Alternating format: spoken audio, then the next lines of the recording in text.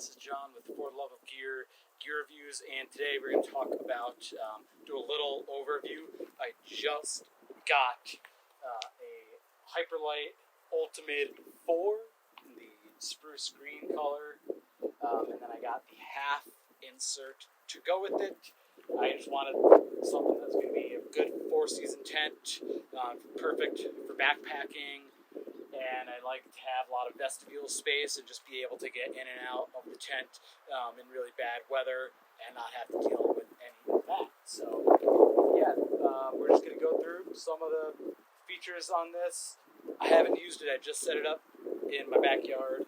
I'm really excited about it. For years.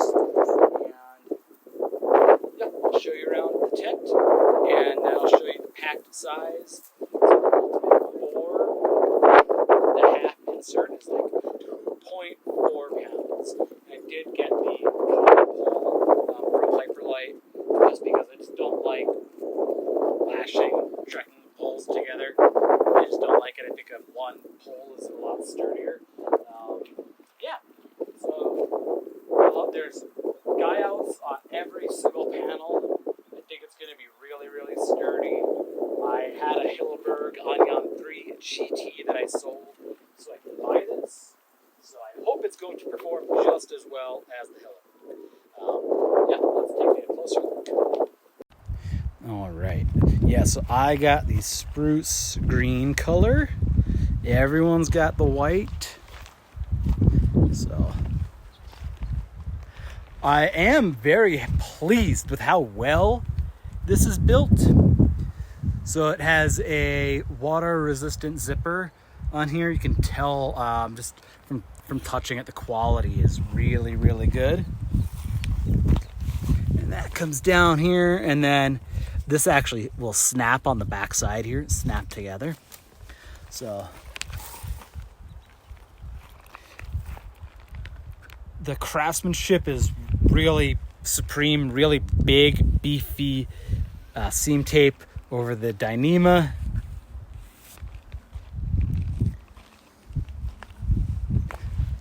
And it's quite tall. I mean, I'm 5'11", and I can stand up straight on the inside.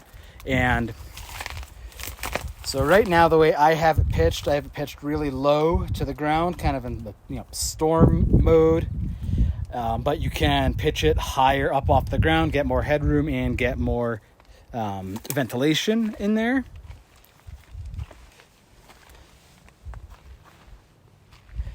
Yeah, I am really astonished at the craftsmanship of this. It's really, really good. Man, and that green just looks awesome. The guy outs are placed in really good spots all along the tent. I mean, this thing is pitched so nice.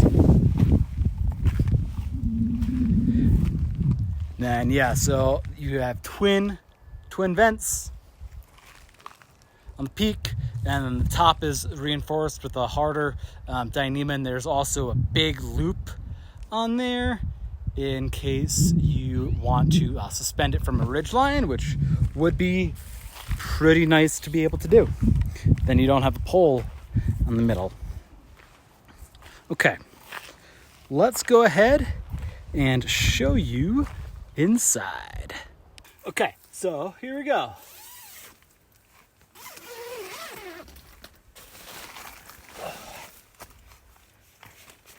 Could have gone with the full nest, and I still can.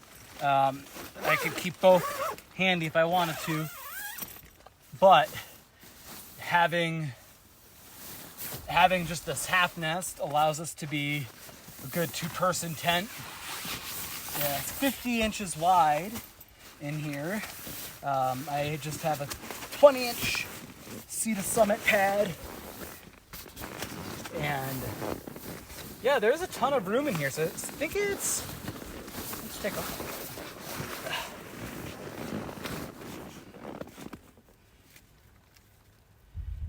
Definitely more headroom on this side because this slopes in, but that's fine. There aren't any pockets at all in here, which is, I mean, that's kind of whatever, I guess. You really don't really don't need them, so I don't think I'm gonna miss them. There's tons of room for both my wife and I inside here, and yeah, I think this is pretty good. I'm gonna go ahead and deflate this so I can start actually packing up.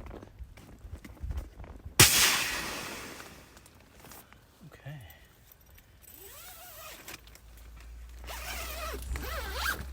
I hadn't seen any videos on YouTube that have the Ultamid 4 with the half insert.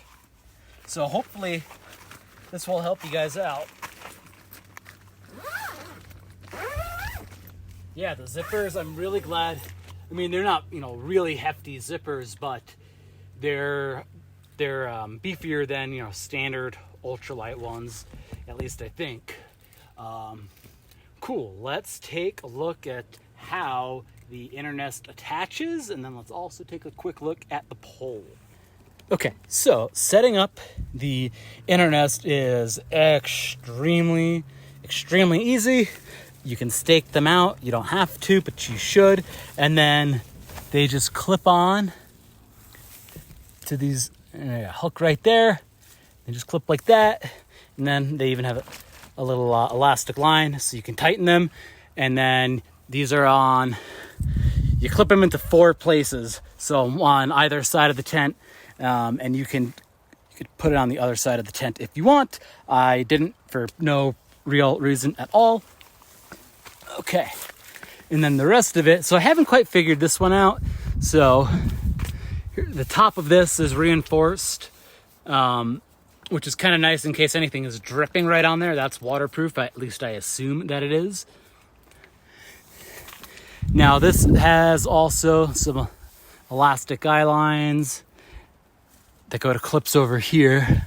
Now, I wasn't entirely sure, but there's loops at the top there, and I ran this through those loops and clipped it back onto this. And I mean, if that's not right, I don't know what is, and I don't really care because it definitely seems like that's gonna work just fine. And then tighten them up. Yeah, look at that. Yeah, so, and that's it. Okay, so here's the pole. They sell one for the 4 and the 2, just different lengths, I imagine. And it's a fairly sturdy pole, I think. It's telescopic, so right now I have it set pretty low, but there's a lot of height options, so you should be all good. It's a thick diameter pole and slightly thick carbon, it feels like anyway.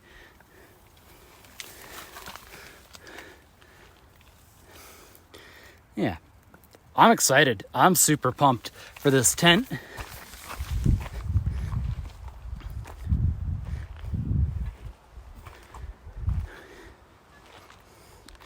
So it's hard to tell, just how much room is in this vestibule that I've created, but it's fairly massive.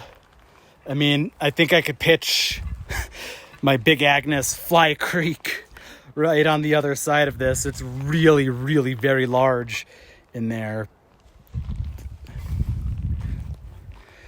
Yeah, so let's see if I can do one more angle to show you just how big it is in there, and then we'll break this thing down, and I'm going to show you the pack size.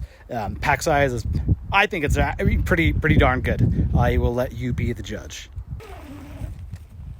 All right, but first, let's open it back up so you can see as I walk in. It was raining right now. I could just go in like that, and then I'm all good. And so, with the tent not pitched all the way as high as it can go, I can stand kind of hunched. I mean, I can certainly stand a heck of a lot better than any other tent that I've been in. So, when I'm crouching, I mean, my wingspan barely touches the sidewall to the right of me. So I think I'm gonna be happy. All right, let's break this down and take a look at the pack size.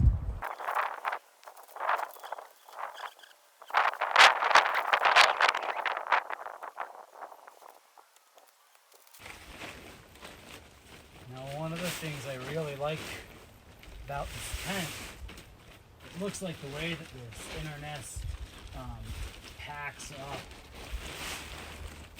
I'm not concerned at all really about damaging the no-seam mesh. I really like the way that this just easily kind of collapses in on itself. Now bear with me because I haven't really done this.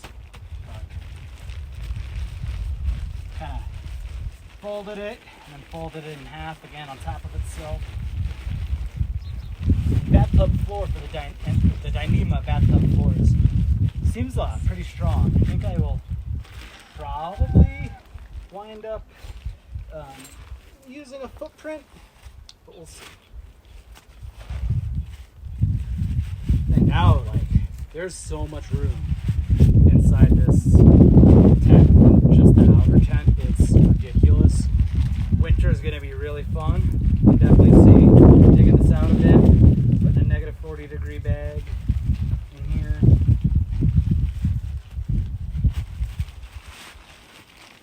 Cool.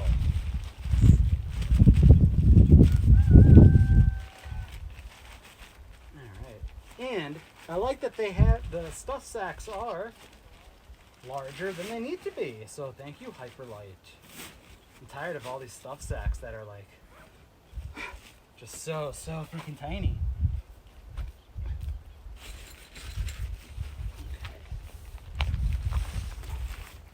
Okay, so here's the half inner nest. This breaks down to maybe double the size of a puffy. So it's not, super tiny, but I think the system together is no bigger than your average two-person tent.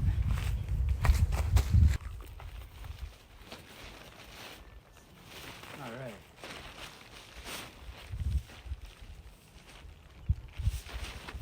Let's get the pole out.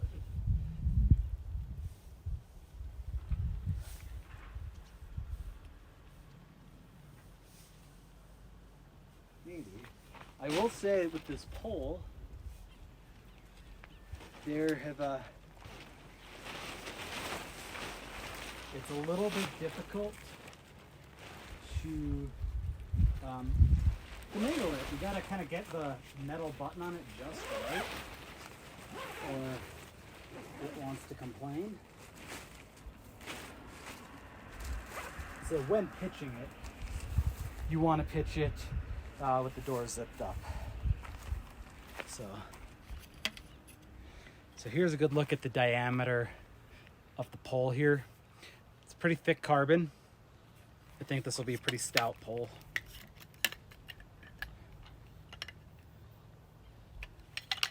And then here's this button. It's kind of a pain in the neck a little bit, but there you go. And then this rotates. So the pin is on one side and it just kind of rotates. You match up with the hole. But here's this broken down center pole.